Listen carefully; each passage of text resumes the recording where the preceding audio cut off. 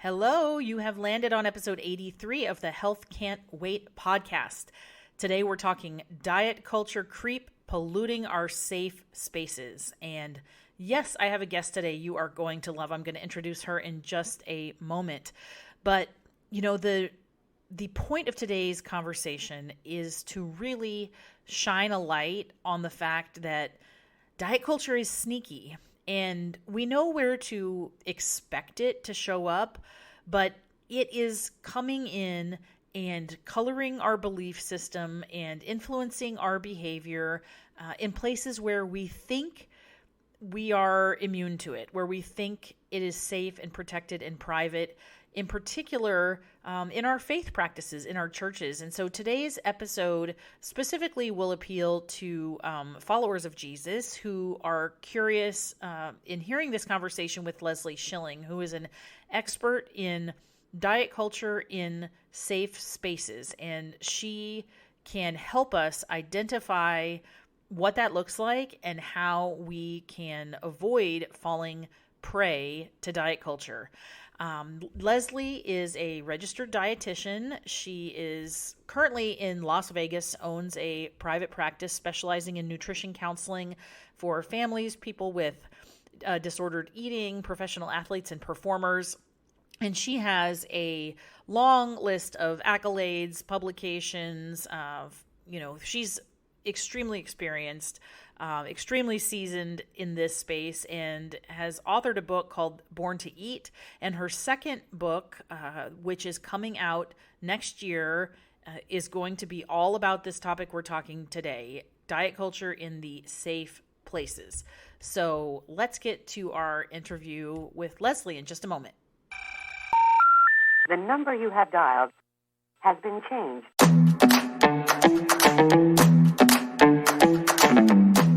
Y'all, I'm changing, you're changing, and we are changing our cultural and clinical obsession with size right here. I'm Dr. Maggie Landis, a physician, public health nutritionist, and health at every size educator. And we're doing the hard work here, friends. This podcast is going to challenge everything you think you know about health, nutrition, diets, and weight. I invite you to come for the science and stay for the sass. We are getting this done together because health can't wait.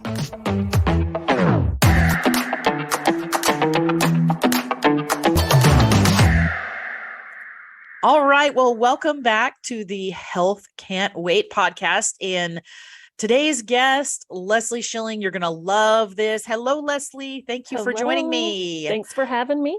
Well, absolutely. And this is going to be a great conversation. I have not had you on the podcast before. And I haven't really talked about this specific area that I see you as an expert in. But before we get to the super details, what I like to do with all my health professionals that get on the show and at your registered dietitian is, how did you get to this like weight inclusive non-diet world? Because we all know, we've been very transparent that like this is not how we were taught in school or trained. And some people have like a moment where they're like, this is wrong, I need to change. And some people it's more gradual. So I'm just curious if you would share how you came to this type of approach to nutrition and dietetics. Yeah. Well, I was trained very traditionally, which is in a very weight-centric fashion, lots of numbers and counting and all of the things. And just got so incredibly lucky in the early part of my career, and had some therapists who worked with eating disorders take me into their supervision group and just... So therapists like psychologists, right? So is that you're talking about? Yeah. Psychologists. I've had a really close professional relationship with some therapists that I work with in Memphis. And from the get-go, I just really had this supervision, and they were already aware of, intuitive eating in its early phases. And I worked with this one particular therapist in a program, a hospital-based program. Mm-hmm. And she was furious at this one point with we are not focused on weight. This is not about weight. Why are you taking the weight when we told you not to, and just really went to bat against this hospital program for going against. She's like, I am the director of this program. And just watching her, like, it made so much sense about just, we can't say, we can't, we're harming people by focusing on the way. And it really, I just got so lucky to be supported and supervised and learn from these amazing therapists that just were kind of early on. I'm glad you had that experience like early, because especially we're talking, inpatient eating disorder patients that's probably the most damaged people from diet culture. I mean, they are that is the representation of how we have done the most harm. And so for you to see like, okay, maybe there's another way to approach this. Cause I think a lot of, and I know you and I have talked about this, we're not here to shame doctors or dietitians or whoever. We are trained to do this. And if you have no compulsion to think any other way or to think outside the box or see, maybe the flip side of what we've been taught, you wouldn't know the difference. So I'm glad that came to you. Well, and it was a period of time. Like it's early in my career, but probably like I practiced 5 years prior to that, probably, like handing out the food pyramid, count them calories, IBW, the whole nine, I did all the things. I've caused harm, and it probably took, like, that was a really pivotal moment for me, but it probably took another 5 years for me to kind of walk through the valley of cognitive dissonance to get to the side where I was like, okay, I can't be on both sides. I can't be on both sides anymore and not harm people. I have to. Once you see the harm that's done, you can't practice with integrity and still continue to do that. You just can't. Right. To do that. But then, like you said, transitioning, there's a transition period. It's not just like one day you say, I'm done handing out the food pyramid. Tomorrow I am handing out, health at every size, literature. I mean, you just can't turn on a dime, most of us. No. So I want to talk, you have this, what I consider a super area of expertise about diet culture creeping in and invading our safe places, safe spaces, safe places. I don't know how you say it, but I love that concept. Can you explain sort of what that means? And like, I want to tell the audience this like super secret thing that you're in the process of writing a book. I think it's your first book. Isn't it your first book? That's my second book. Yeah. Oh, your second book. Oh my gosh. Okay. Well, I need to read the first book, but this book I got to read this book like behind the scenes. I mean, how cool is that? To be sort of like a peer pre-editor. And that's essentially the topic of this book is diet culture in safe places, safe spaces. And explain to us what you mean when you say that term. Well, and it's something I feel like as I walk through the valley of cognitive dissonance, then, like once you see diet culture, you can't unsee it. And I, was really since I've been an adult, I've been really active in the churches that I've gone to and the towns that I've gone to. And I saw diet culture creeping into the safe places. And to me, that is I'm using my air quotes, the safe places are churches, schools, and medical offices. And I know you talked about schools and medical offices. And, but the thing is, like, we tie up diet culture to people's worthiness, and diet culture did that. Like, diet culture did that. So that's just really my, like helping people see where we've read something through a diet culture lens instead of maybe, a religious or biblical lens, and really are harming people in the safe places by doing that. Right. Those essentially are supposed to be trusted places. I mean, where like what you're getting is at face value information, whether it's biblical information, whether it's education in the school system, whether it's health information. And it's a place where we don't recognize that it's happening. I mean, that's the key, is that like, if we're watching TV commercials, we're scrolling Instagram, we're going to a MLM party, like we can be pretty sure that there's like diet culture, and it's your decision if you want to engage in that or not. But when this comes up in a trustworthy space, Yeah. especially in the setting of like a church environment, that is crazy making for people, because then you'd have no idea what really is reality. Totally. And when a pastor or a ministry influencer or whoever stands in front of a congregation or is on social media and talks about how these foods harm a body, and they wrap it up in a Bible verse, then what if that's the only food somebody can afford? Like, we are, we've got it. We've really got it. I mean, wrong. Clearly giving out meal plans is outside of the pastoral scope of practice, but it's like, but they're so trusted, and so they're entrusted, I guess, with, that it doesn't matter that when you say that, it seems silly. Like, of course they don't know what they're talking about, but like people, trust their commentary on things. So speaking of the church, okay, so first I want you to tell us, because people may not understand if they haven't experienced it, like firsthand, even churchgoers and faith-based followers, like, what are some examples that you have either seen firsthand or heard about? I know people probably send you emails and say, oh my word, you won't believe this, but what kind of things are happening? Like, let's just have a reality check here of like, what types of things are happening in a faith-based environment. Okay. So I get emails and DMs and all the things. I'm like, you will not believe this. And watch this. Yeah. Now that so many sermons and things are like online and apps and all the things. Oh, right. I get stuff all the time. But yeah, I will say one of the first things that really got me, like early on, was,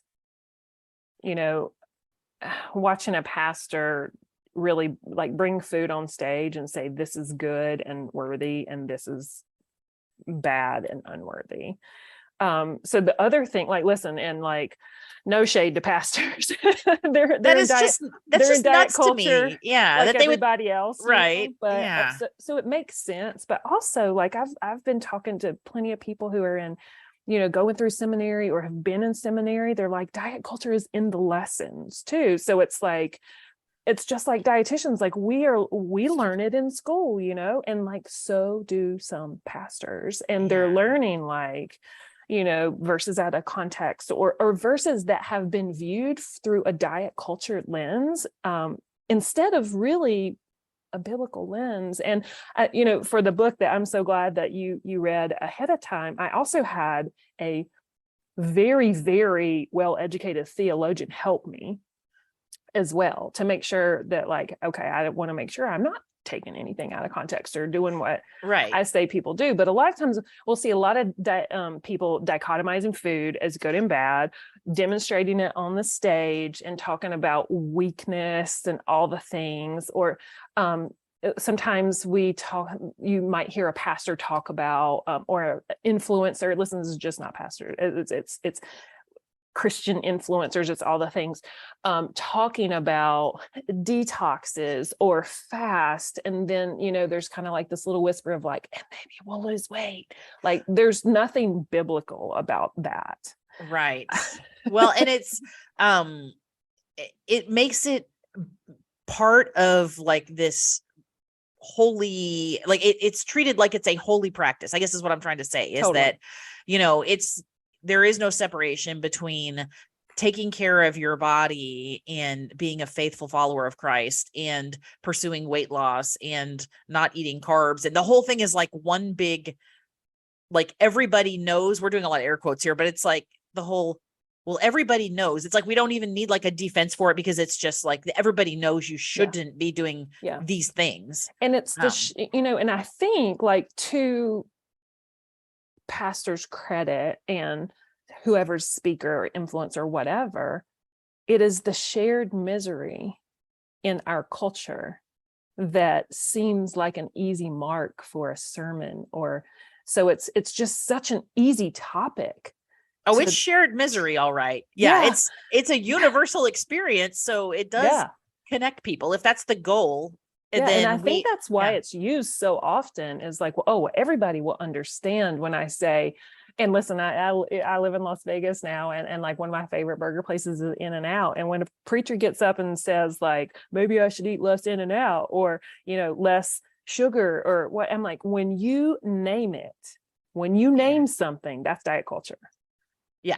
If you name it, it is diet. Like that is diet culture speaking. That is not the word. Well, absolutely. And so let's talk about this. You kind of mentioned, and it creeps in ways where there are religious practices about fasting. That's in the Bible. Catholics observe Lent and have certain practices around that. How does that get tangled up when we're like, and I'm not Catholic, but I have so many Catholic friends that are like, I'm giving up sugar for Lent. I'm giving up chocolate for Lent. And maybe I'll lose weight. It's just like you said this, and maybe I'll like it takes the purpose, the faith-based purpose, like out of it. And then the whole thing ends up being a, quote, failure because you cave into your cravings. Like, your human biology doesn't like stop during Lent. I mean, you're still like your body needs carbohydrates and stuff during Lent too. Yeah. So what do you think? What are your thoughts about that? Because I do see that a lot, and I'm not nearly as involved in this as you are, but I mean, I just see that from just friends of mine, people I know. It's just sort of like we go on diet at New Year's, and then there's this like sort of quasi diet thing that happens around Lent. And then, and then there's this whatever. Yeah. Thing. So what do you think? Go ahead. It's tricky. It's really tricky because I think there are people out there that fast and can probably like keep diet culture out of it. I mean, I'm sure there are. I've not met them, but I feel like maybe they're out there. There are some people maybe who can do it. But even somebody who goes into it, who is fully aware of diet culture, and goes into maybe a fasting practice with a group, maybe that is like they're well versed, like they're still in like a weekend or however whatever they're doing, like we're going to fast on Tuesdays and Thursdays or whatever it is. It will creep in, even if it started very innocently and very like this is for me to rely on God. Diet culture can still creeps in because at the end, this is an example of a client who shared this with me, and she was like, it was diet culture was not in the beginning, but it found a way in the end. And I secretly was, happy about it and wondering about checking the scale. And the thing I think we have to remember is cultural context. In biblical times and when the Bible was written, what else was there to give up? Besides, there wasn't ESPN, there wasn't That's a great way to think about that. Yeah. When you think of cultural context of the times of, well, food was a luxury, basically. Food was a luxury. And especially, like food beyond very basic food, right? Like right. The fish, the bread, it was such like it was all we had then, right?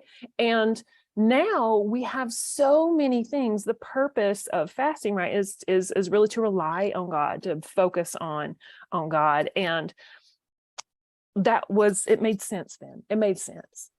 Mm-hmm. And now in cultural context, we have so many things. And I can tell you just from personal experience, like nothing takes my focus off of God more than social media. So if I'm going to give something up to get closer to God, it's not going to be food. It's going to be what's really standing in my way. And so, and the theologian I work with, because chocolate's not really standing in your way between you and God. It's just standing in your way between you and wearing smaller pants. That's kind of like the idea. And I'm not talking about you, but I'm just saying like, that's like the idea that people have is like, they want to give up something that will then have this little side effect that benefits them. Oh, totally. And that's not the purpose. It's not the person in a religious context. And the theologian that I work with is just absolutely just brilliant. And, she was talking about in her congregation, like she does not recommend fasting from food ever anymore. She recommends these things. She's like building in practices that are giving, right? Thank you notes to someone every day, possibly during Lent, like gratitude, or abstaining from social media so you have time for other things, or reading reading the Bible instead of watching a show at night. So, I mean, there's so many other things in our cultural context that are possibly more meaningful and Right. less dangerous and triggering. And I think we have to really be aware of that. And the other thing is, like, Jesus called some people to fast. Jesus did not call everyone to fast. And Jesus also didn't call people to fast and then wave their fasting flag. Hey, look at me fasting. So it's really this individual connection to bring you closer to God. And if there's a secret wish of weight loss, or maybe I won't desire this or that after, then I really think diet culture got in the way and we need to pick something else. Right. Because that's the whole point, is not, it's just, is diet culture, is it in the way of the purpose? That's what we're talking about, is like, when you say it's in a safe space, it's because it's polluting that space. It's like contaminating 100%. that space. Yes. Everybody has autonomy. And if you want to go on diets and count macros and measure your food in little boxes or whatever, then like, we believe you have autonomy over doing that. But to like weave it into a context where it's like made to feel like an obligation of values, that's right. that's where it's really, really crossed the line. I just want to be clear that that's what we're saying here, is that that's the message we think is not helpful to anybody. And the litmus test too is like, if any bit of diet culture steps in, then it has been contaminated, and we really need to rethink whether that practice is a safe practice for you, and is it the practice that you think it is, if there's this little flag waving in the back that hopes for smaller clothes or XYZ. Right. Exactly. Or you like win because you fasted longer, or whatever, it's not like a competition between you and other followers. Like, it's not, when we let that kind of stuff get into our brain, it's really diverting our attention from the central idea of being a faithful follower. Yeah. And we also, like, I feel like something we really, really miss in the church, not all churches, but a lot of churches, is we completely miss this acknowledging privilege. It's like, if we say, we're going to do a fast, and here's what you can eat, and that grocery list costs $125 at Whole Foods. Yeah. If it's not for everyone, then it's not from God. So and I think we really get mixed up and being like, look how holy we're making our bodies, when we forgot that we already are, because grace has made us good enough already. And we just, diet culture pollutes all of it. And I really hope to help people see that. Yes. Well, your book, and since I got a preview of it, I can tell you it is an excellent snapshot of like the major issues and where they creep up where we least expect it. And your book also has tactical advice of like, okay, and here's another way to think about it. It's not just like, hey, this sucks. That would be an interesting read, but you wouldn't really feel good at the end. This is like, you actually have lots of great ideas about like, we can still do what we think we're intending to do it. We just may not be exactly executing that the way we picture. So let me ask you this is sort of shift the gears a little bit. So why do you think the idea of like grace and acceptance and love and all that in a biblical sense is it comes without qualification? Okay, you don't have to meet criteria or check everything off of your list to get grace. I mean, that's the whole idea of the gospel, is it's afforded to everybody. You get to choose to accept it or not, but it's not, you don't earn it. But we are so hard on ourselves. We people in general, all people, including Christian followers, like we don't have unconditional love and acceptance for ourselves. And I'm thinking in terms of our body right now, since that's what we're talking about, is that we feel like if we don't look a certain way, if our body doesn't function a certain way, that it's basically unacceptable. Mm-hmm. But really, if we want to be living in the way that the way God views us is that it's all valuable. We are all valuable. None of us are broken beyond repair. Nothing is, quote, wrong with us.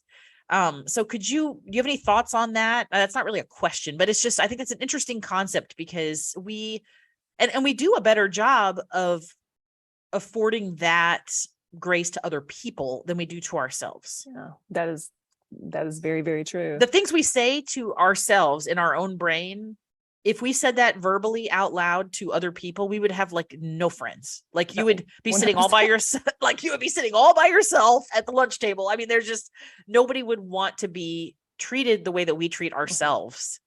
And I think go ahead. It's doing a big disservice. It's really doing a big disservice if we're talking about unconditional love. Yeah. Because we should be included.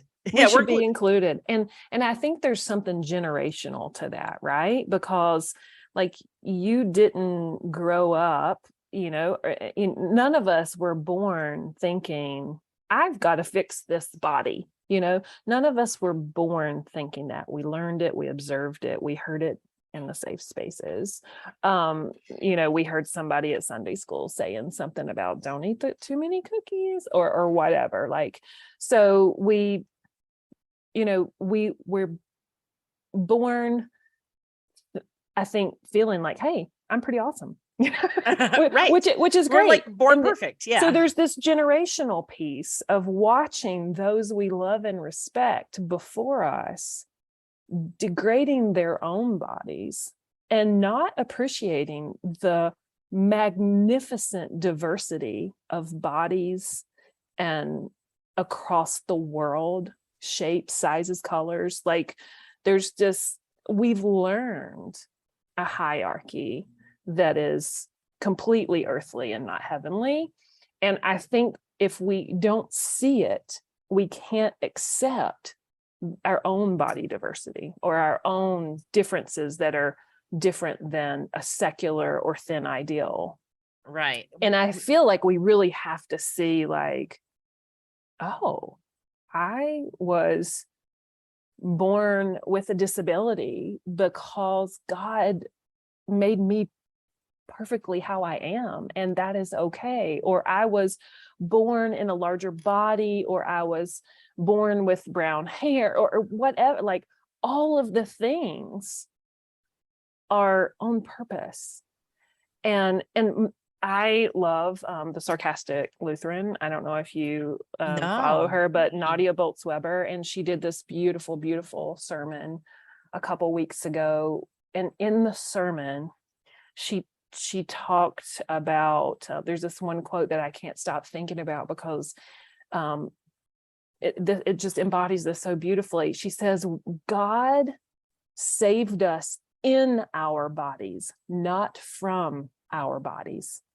And it is, if it doesn't mean that we won't suffer. It doesn't mean that we won't have, difficulties or disabilities in our lifetimes, but we are saved in our bodies, and our bodies are on purpose. And that's very countercultural. And I think we're going to have to do a lot of generational harm and kind of wake up to this to really turn it around. Right. Well, and this leads into this, our bodies as a temple, right? Lots of air quotes here. To me, the biblical really meaning of that is that like you have one body, we were given one body, and that is the vessel or modality by which you get to live your life and experience this world. And so it's holy in that way because the Holy Spirit is with you, and it is essentially, this is your temple. Okay. But diet culture loves this. Yes. Diet culture's favorite.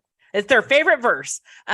Your body's the temple, which means we should make it perfect, I think is the read between the lines message. And by perfect, we mean flawless and, idealized and the cultural ideal is, by the way, our version, whether you're an American or you're in Australia or you're in South Africa, it's, the way that we think is a perfect idealized body is not universal, which is the first clue that it's not, from God, that idea. Yeah. Yeah. And, oh, I really, really dug into this verse with Aaron, the theologian who helped me with the book. We really, really dug into this. And I tell you what, if somebody takes the time to read that entire chapter, which, as you know, chapters in the Bible are very short, so don't feel like that's going to be a big undertaking. But, Right. to read like beyond this verse, not one word about putting food in your body. The verse is not about food at all. Right. It is absolutely not about food at all. And the way and if it's preached in a way that's about food, it is very likely that it is being read with a diet culture lens and not truly biblical lens. Thank you, my wonderful theologian who helped me realize this myself. And so it's fully out of context when it's about food. Like, right. You are already a temple because the Spirit lives there. Right. It doesn't matter how much kale lives there or how much, spirulina powder lives there. Yeah. Yeah. And the way we use it that shows you that diet culture has infiltrated this verse is that we think the only way to make it a temple is through food and exercise. And if we really want it to be tip top health, all the things, then what about sleep? What about connection? We've really missed the boat in even taking it out of context. Yeah. But that is probably, don't you think that's got to be like one of the number one singular pieces of scripture that is taken out of context in this diet culture warped world? Definitely. Yeah. It's such an easy target. As a temple, and people are like doing their ab crunches shots in the gym. Yeah. I'm like, I'm really sure the abs don't matter when we get to heaven. Yeah. And they're I don't know. I'm only not limiting now. So. Right. Exactly. It's that's super challenging. So what are some ways, and like your book, I want to leave people with some ideas on when they're listening to this and they're like, oh my gosh, that is kind of like how I've been thinking about it, or this how I was told. And how can we reframe some of these ideas and I don't want anybody to feel guilty. I don't want that. This is not, the idea is not to just make you feel bad because we've pointed out that like perhaps some things that you thought were, pure are actually colored with diet culture. Mm-hmm. But how do people still approach this? How do you still participate in these organizations and stuff? And just at least for as much as your own spirit is concerned, can see this straight and see the diet culture instead of having it creep up on you. And let me just validate that I have done all the things that I'm like, here's how we've messed it up. Yeah. Like I have done that. And if you're sitting in that, like if you're a listener who's kind of sitting in the, oh my gosh, like I do that, I'm doing that right now. Let me just say that is absolutely not your fault. And if you're a pastor, it is absolutely not your fault. You live in diet culture like the rest of us. And when we see it, I feel like we have an obligation to really think about, wow, could I have been interpreting this in a way that doesn't bring me closer to God? And if I'm a ministry influencer in some way, or am I putting something between those that I shepherd and God? And that's something we really I think we have to think about. So once we see it, we can't unsee it. So just really keeping our eyes open and realizing that if anything makes us feel unworthy, or that our bodies are unworthy, or our however we eat is not pleasing to God, it is likely not from God.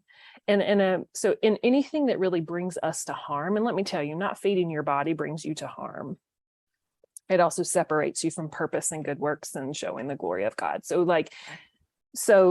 that's the litmus test is this keeping me from extending grace to my neighbor? And is it keeping me from extending grace to myself? And if the answer is yes, then it's likely diet culture is involved. Yeah, that's a really simple kind of way to think about it. But I think that really is the decision point, is that, that's how we sort of can tell. And just, be cognizant that everybody is struggling with this. I mean, this is a universal experience of people to have to question what they're eating and think about how food, and we're talking just not outside, I mean, outside the church now, this is just everybody, like just everybody, whether you think you're doing a good job or not, you're still thinking about it. Like we're all still and if you're following someone who's like Christian detox, whatever, or doing all these things, like, know that this person is suffering too. Right. Like suffering from the, like living in diet culture, and we all live here. When I had somebody editing my other book, and I wrote something like nobody gets to adulthood without some impact of diet culture, and she scratched it out and she wrote nobody gets out unscathed. And I'm like, you're right. Yeah. Well, yeah. And it's unfortunately happening younger and younger and younger and younger. I mean, that, like, I would even say, we are influencing toddler age kids, and 100%. And it just becomes, that's how it becomes so normative in our culture, because we're exposed so early that it is the only way we've seen things. So we don't recognize. And once you see it, right? Once you see it, you can't unsee it. And like one of the earliest experiences of seeing it, when I was worried about my daughter seeing it, was, she was probably 3 and watching a show on TV, and like a kids show, and the commercial came on, and it was like evil French fries, and a very, the villain was like French fries, and the superior righteous hero was like an apple. And like seeds are planted so early in the so-called safe spaces that we don't question it. And so I think that's why, like, we really have to keep our eyes open about the safe places. Yeah. That's a great summary, just to like be aware that it is happening. And so the question is not, is it happening? The question is are you recognizing it? Yeah, absolutely. I mean, that's and are you taking it? You're not going to, like, is my home safe? Like, I am like vigilante, but of course it comes into my house. My daughter plays a video game. There's something in a video game. She watched, it's in a storyline about whatever for a show. So yes, but what are we doing? I'm signing my time out, and like, what did you see there, buddy? What did you see? Yeah. She'll say, well, that was obviously diet propaganda or something. But there are times when we really talk about it, when I'm like, that was a really, like, we don't, we don't have a hierarchy for bodies, because God made all bodies and God made them all good. And so it's like taking the time to not just recognize, but as we feel more and more comfortable with it, having the conversations that keep the seeds from taking root. Yes. Well, here's a new segment that I have on my show. I don't know if you realize this, you are only the second episode of my new my podcast got rebranded and renamed, and we're on season 3, and I've added this segment which I like to call Truth or Trash. I love it. And it's basically a very quick demystifying, debunking of something that is so commonplace that we've all just accepted it as truth, and maybe it is, or maybe it's trash. And so I would like, from your dietitian, your non-diet, health, weight neutral dietitian perspective, we're going to talk about, I talk about a lot school as a safe space, and we're all back to school now. Okay. It's the fall. Everybody's back to school, and elementary age kids are being taught in health class, science class, whatever, PE, how to like read food labels, I think it's reasonable for elementary age kids to like learn some about food composition and stuff, but they're learning stuff like label reading. They're learning stuff like calorie counting. Is that helping in terms of enabling them to make, quote, healthier or more informed choices as they become older children? Or is that diet culture trash that is going to give all these kids body dysmorphia and disordered eating? Truth or trash, Leslie? Fully flaming, heaping dumpster fire trash. Yes. So damaging, really so damaging. One, not appropriate for kids to be dichotomizing food in terms of good or bad. And if you're counting calories or looking at food labels, you're doing that. Not to mention that food labels are allowed to be 20% in either direction inaccurate. So like, what a waste of time. So Yeah. I mean, what a waste of time.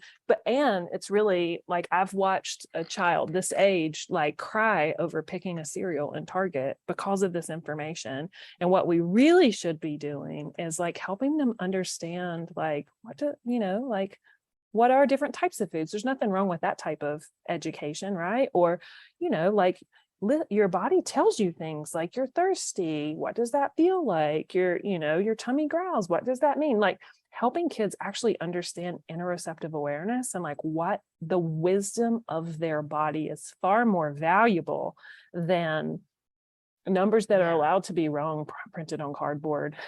Right. Well, and even talking about the food itself, like there's lots and lots of ways to make them I'm using Ellen Satter's word of like competent eaters, and make them like, I think talking about what's in food in a, a neutral, non-polarizing way, talking about why certain foods are different colors, talking about why, food safety, food handling, why we like certain tastes and other tastes are different to us, and texture. I mean, there's like a million ways to talk about food and nutrition, and none of it has to involve like a second grader, because this, I mean, hand to heaven, like this is homework assignments that they are bringing home 100%. that say like, find 3 things in your pantry and write down in least to greatest the amount of saturated fat, or stuff like that. It's like, why are we doing this?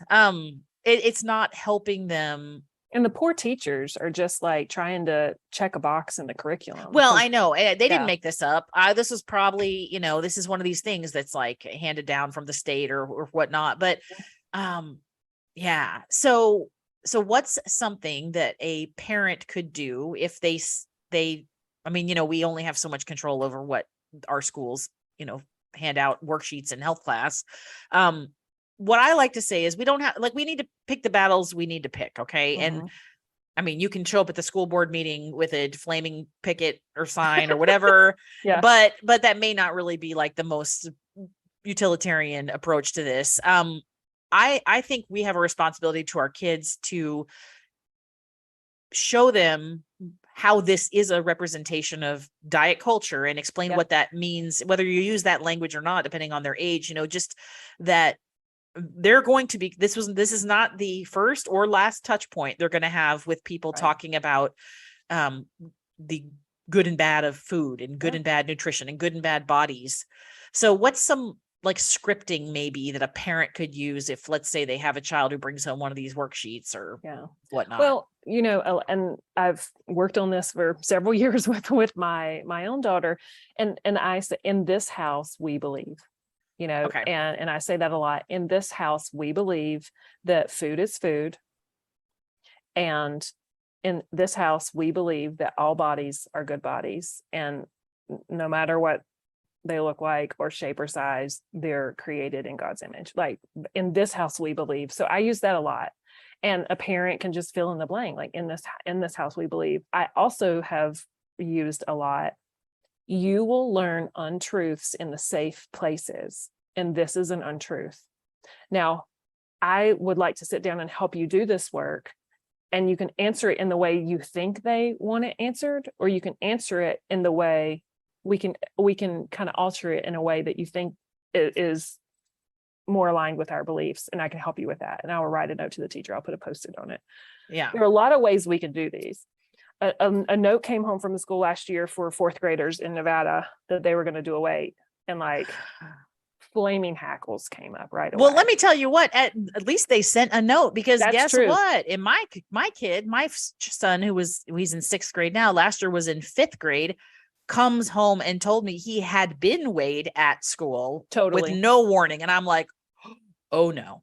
Like heads are gonna roll. Yeah. So I'm the same, like, and I was really grateful, but I automatically texted wording to our friend group about, just to let you know, Cece's going to opt out. This is why. They're probably going to talk about it in class. And here's how I answer these questions. And our friend group is, they already know that I will like take it to the mat. Leslie's friend group is very familiar with health at every size and diet culture. I will take it to the mat, especially if it's my kid, right? But also, this happened to my, I have a friend in Texas, and this happened to her daughter, where she got blindsided. That happened. And that's the other thing I would tell parents is get ahead of it. If it happens where they want to do weights or measures or anything like that at school, you have my permission to opt out. They can call me. If you take a 0 for a project, I am okay with that. This might be the only one, but I am okay with that. But like, get ahead of it and give them the words of, I do not give my consent for my body to be weighed or measured. Give them the words before it will happen. The other thing is, Sunny Side Up nutritionist, and I think Katia Rowell or Catcherell, and the Alliance for Eating Disorders did some really great notes that are PDF printables for across the age spectrum for opting out and why and how harmful it is, which I can send you the link and you can maybe put that in the show notes. I've sent that out in my newsletter like twice already. Just because it's so helpful, because we want to protect our kids, but diet culture is so big and invasive that it's hard to find the words and the evidence when somebody could just throw evidence back at you about something that's super weight centric. They're really, really helpful, but get ahead of it with the words, and it's important to say, I do not give consent. And I got a call from a teacher. My daughter's not the greatest speller yet, but she knows how to spell propaganda, and she will write it on an assignment. And I have gotten a couple calls for that. I'm like, well, yeah, we believe that's propaganda in our house. In this house, we believe. Yeah. I love that. I can see that the teacher's got 35 students, and they're all like 10 grams of saturated fat, 7 grams of saturated fat. Here comes your daughter's paper. I believe this is diet culture propaganda. Oh yeah. Well, we have to, we just have to at some point protect ourselves and our children, because it's, and go ahead. Well, this is like full circle, right? Because like, how did we start out here? It's generational. And this diet culture is in the safe places, and the way we slow and stop the cycle of it taking root in the next generation is having these conversations about, you are going to learn untruths in the safe places, and I want to help you navigate it, because I'm not always going to be there, right, to help you navigate it. And you're going to run into conversations with friends. You're going to be at somebody's house. You're going to be off as an adult, and I want you to know that there are untruths in the safe spaces. And if they know that, they have a better shot of breaking this cycle. Yeah, giving themselves permission to recognize that and call it out, and know that that's okay to deliberately decide that you're going to reject that idea. Get permission. They can opt out. Yeah.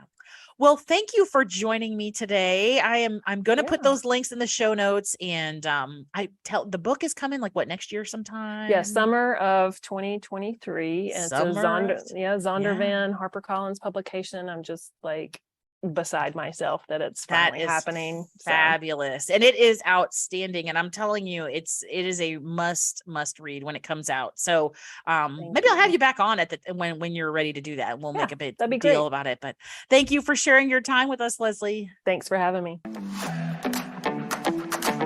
I'm so grateful you joined me today. If you're liking the science and the vibe here, I hope you'll tell a friend or two about this podcast. You can also follow me on social media at Maggie Landis MD, or check out everything that I offer and everything I do at my website, maggielandismd.com. The solution is us, my friend, because health can't wait.